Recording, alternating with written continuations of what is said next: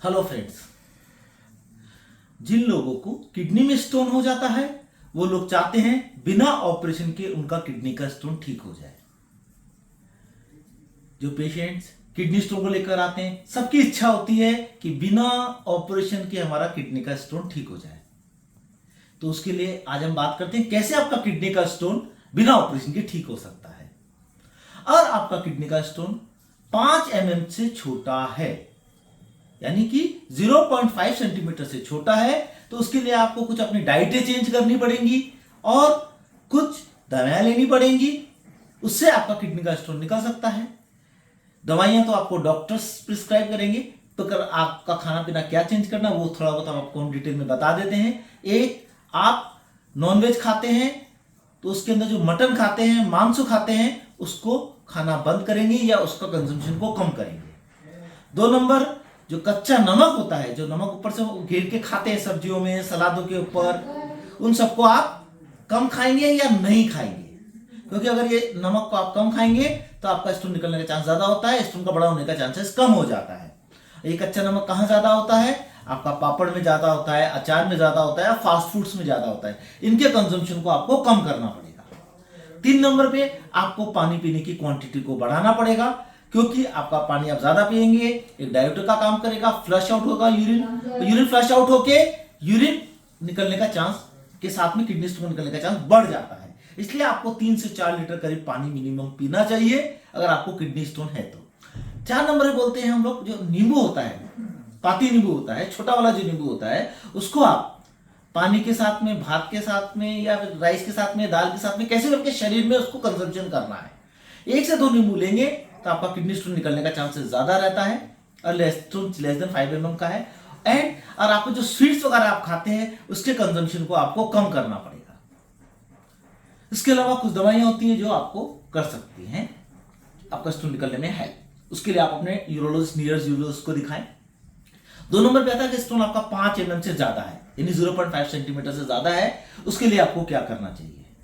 उसके लिए आपको एक लिथोट्रिप्सी या शॉकवेव लिथोट्रिप्सी या फिर वाइब्रेशन थेरेपी या ESWL मतलब एक्स्ट्रा शॉकवेव लिथोट्रिप्सी लेनी पड़ती है, जिससे स्टोन छोटे छोटे टुकड़ों में टूट जाता है और पेशाब के साथ में निकल जाता है।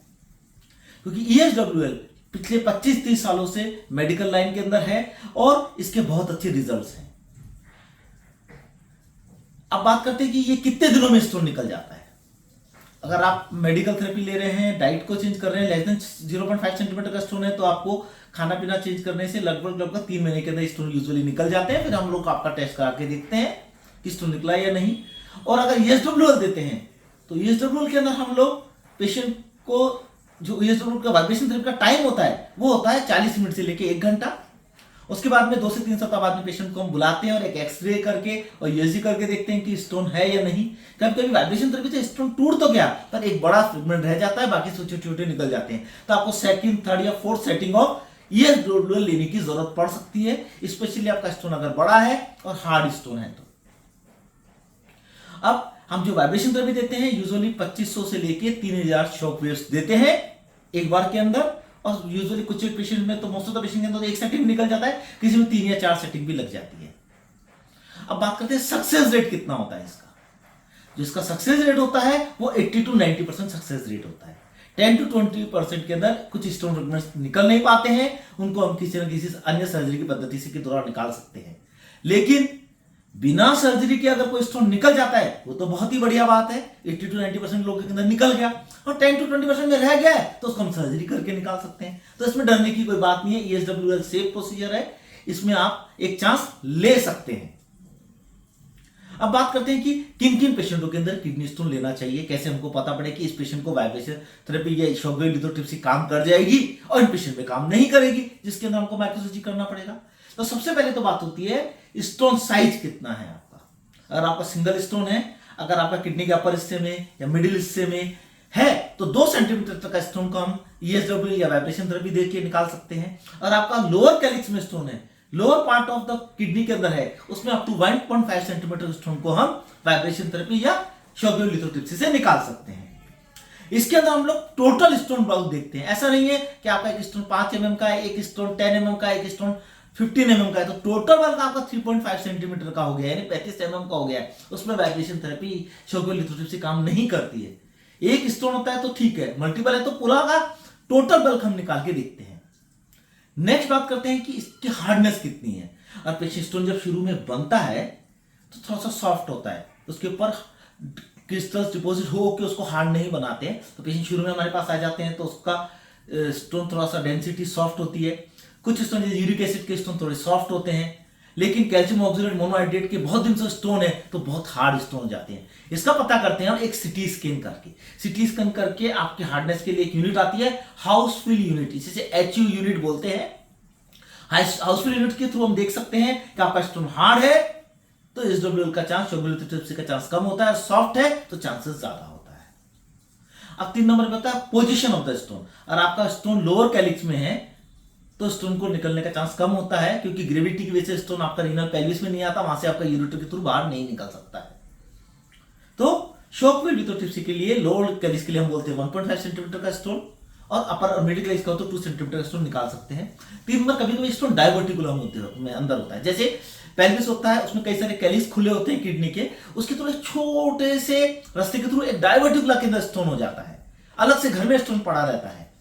ऐसे के अंदर अगर ये लोग दे भी देते हैं तो छोटा सा जो कनेक्शन है किडनी के साथ में उस घर का, उस कनेक्शन के थ्रू स्टोन निकल नहीं पाते हैं। ऐसे में वाइब्रेशन थेरेपी काम नहीं करती है। अगर आप प्रेग्नेंट है तो हम लोग ASWL के लिए मना करते हैं, कॉन्ट्राइंडिकेशन है। और आप किसी तरह का ब्लड थिनर खा रहे हैं, आपको कार्डियक प्रॉब्लम है, आप इकोस्प्रिन, क्लोप्रोडोग्रिल या अदर कोई ब्लड थिनर्स खा रहे हैं, वार्फरिन ले रहे हैं, ऐसे पेशेंट के अंदर वाइब्रेशन थेरेपी कॉन्ट्राइंडिकेटेड होती है, उनमें हम लोग नहीं करते हैं। तो आपने अब जान लिया कि किन पेशेंट में हम लोग मेडिकल थेरेपी और लिथोट्रिप्सी थेरेपी को यूज कर सकते हैं, बिना ऑपरेशन का आपका स्टोन कैसे निकाल सकते हैं।